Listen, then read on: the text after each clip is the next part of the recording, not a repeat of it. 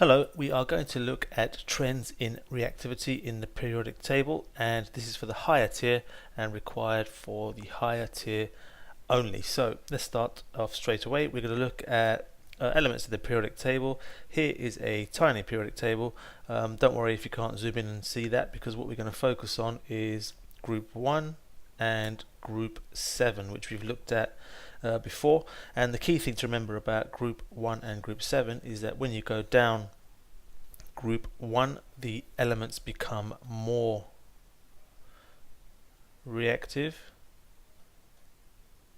and when you go down group 7, the elements become less reactive, and therefore the more reactive elements are at the top for group 7. This is group 7, this is group 1. Almost look the same. Group 1.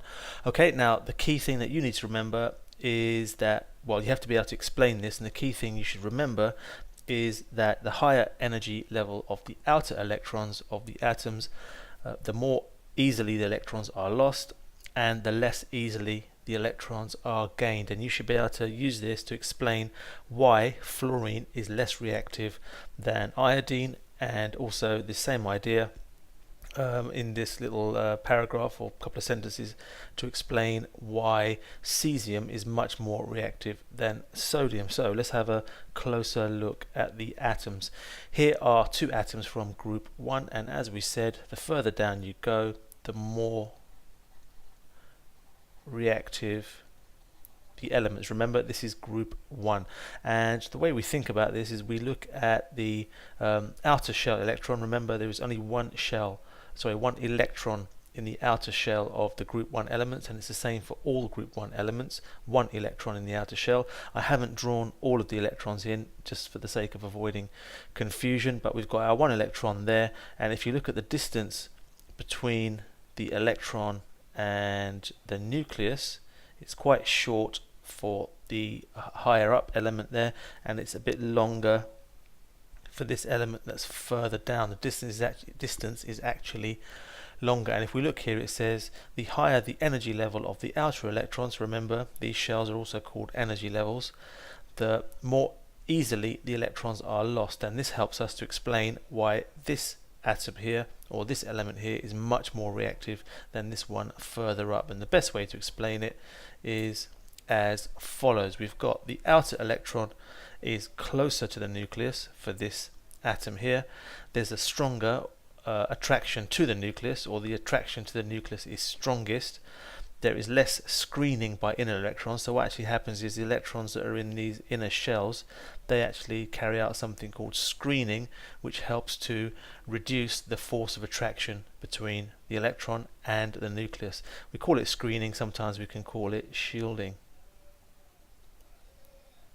So there is less screening or shielding by inner electrons, and that means electrons are lost less easily, or electrons are not easily lost. That means this is going to be less reactive than this atom here.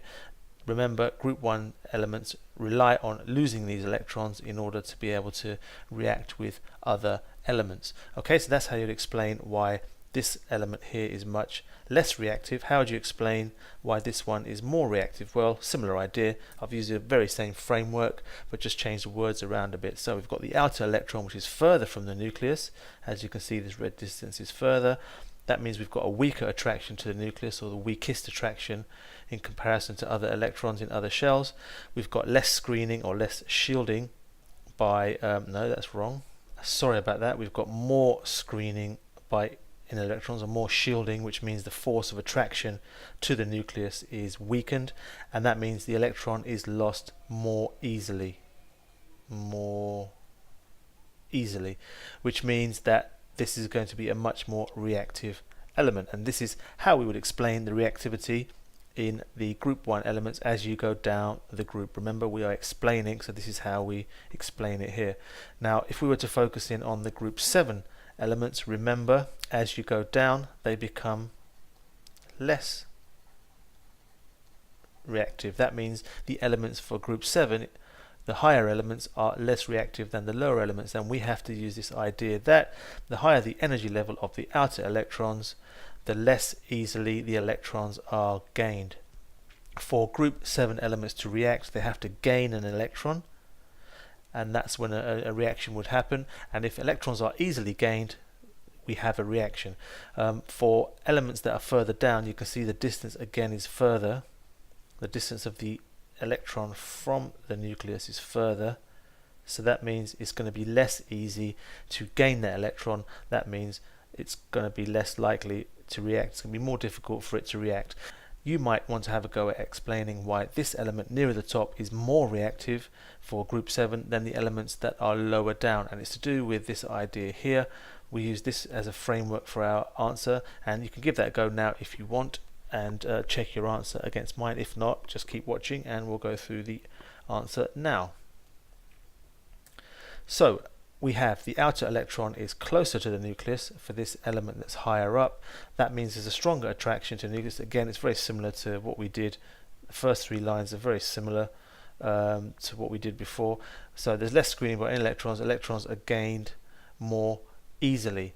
That means because the electrons are gained more easily, that means it's going to be more reactive. And by now I think you're getting the picture. I bet you can do this one very simply. Outer electrons are further from the nucleus. There's a weaker attraction to the nucleus. There's more screening or shielding by the inner electrons in the inner shells.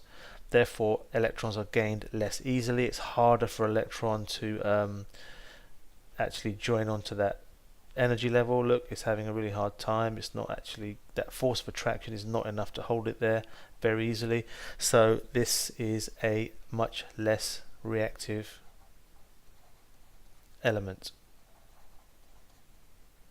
from our group 7. Okay, so I hope that made sense. Remember, you must be able to explain why these things are more reactive, and this is how you do it. So that's me done for now. Thank you for watching, and I'll see you again soon.